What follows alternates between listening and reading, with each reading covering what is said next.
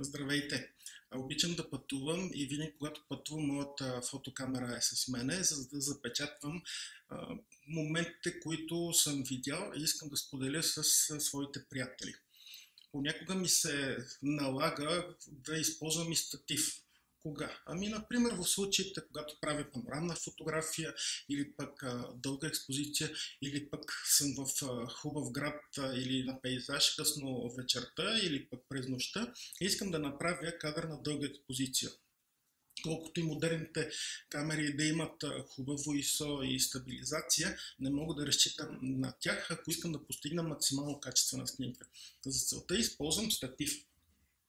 Знаете, когато се пътува, колко е важно багажът да ви е лек, да ви е компактен и лесно преносим, за да не ви натоварва. Иначе това пътешествие в повече случаи може да се превърне в едно голямо мъчение. Или поне за мен е така. Даро са се погрижили с серията Travel стативи, един от които държа в момента в ръцете си. Те са малки и компактни и в повечето случаи почти няма да ги забележите, когато ги носите със себе си. Какво е интересното за този статив? Ето, както виждате, той е наистина много малък и компактен. Но нека да го видя, като го разгънеме, какво ще се получи.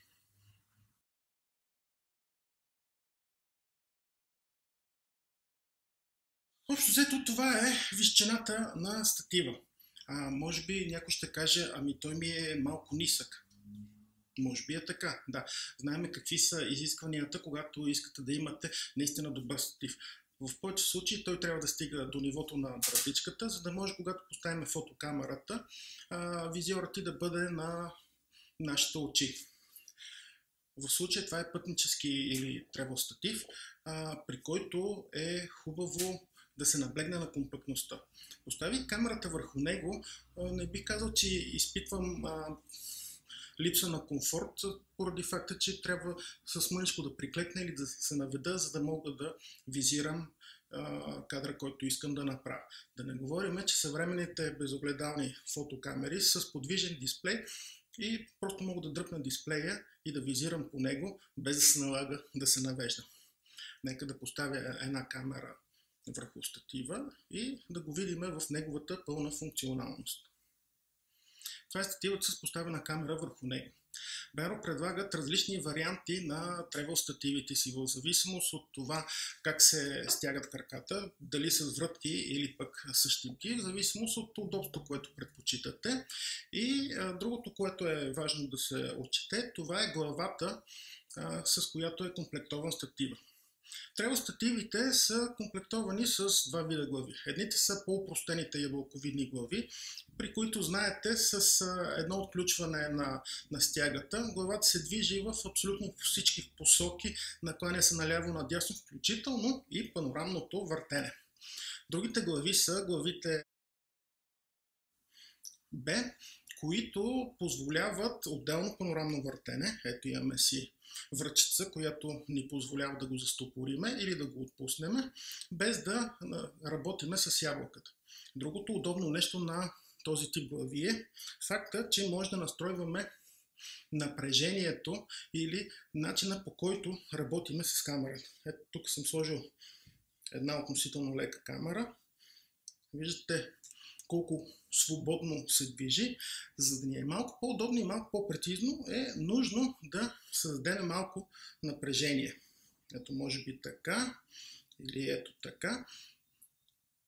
Когато ябълката е малко по-натегната, много по-плавно и прецизно може да направим точния кадър, който ни трябва. В момента, в който сме го намерили, с голямата врътка просто застопоряваме главата и от тук насетне следва да снимаме. В случаите, в които пренасите своя статив, то е хубаво да седи в чанта. Може и да не го държите в чанта, но пък много по-лесно ще се издраска на рани, което не бих го препоръчал. Имал съм случаи, в които съм с много ограничен багаж в самолета и тогава го изваждам от чантата и го слагам в куфъра си. Заради неговата компактност той се събира без абсолютно никакъв проблем. Искам да погледна какво има в джобчетата на чантата. Обикновено в повечето случаи има разни допълнителни екстри. Така, това е интересно, ще го погледна после за какво става въпрос. Имам една къса колонка. Късата колона, за разлика от дългата колона, може да използваме в случаите, в които сме разкрачили твърде много статива и искаме да постигнем една много ниска гледна точка. Но може би ще ми свърши работа и за още едно нещо. Ще проверя след малко този мой факт. Така, продължавам да търся в чантата, инструменти и шпайкове. Кръченца на статива се развиват в случаите, в които снимате някъде на полето и почвата е мека и позволява да се използват метални шпайкове, които просто да разпънете и да забиете статива, за да получите една по-добра стабилност. В случаите, в които снимате на плочки или на паркет, просто използвате стандартните гумени кръчета. Под централната колона на статива има кука, която може да използвате като място, на което да закачите своята чанта, дали фотографската или пък чантата на статива. В случая сега ще я махна, защото искам да се възползвам от една много хитра екстра, която предлагат тревел стативите. Ще развърта и централната колона и ще я извадя. Ето тук се вижда малката колона и голямата централна колона. Сега ще ви кажа какво е другото предназначение на малката колона. Едно от хитрите неща е, че този статив може да се трансформира от статив в монопод. Как става това? Просто намирате кръчето, който е с хубава синя лента и с една хубава донаправена ръкохватка. Завъртате и ето както се вижда, мога да разглобя този крак от основата. Първото нещо, което мога да направя, да завинтя току-що свалената основа, централна колона искам да кажа, и ето получавам монопод. Монопод, който е на достатъчна височина, така че камерата да бъде на височината на очите ми. Ето виждате, аз съм 1,80 м, даже в случая имам чувство, че моноподът ми е малко висок и се налага да го сваля, за да ми бъде удобно.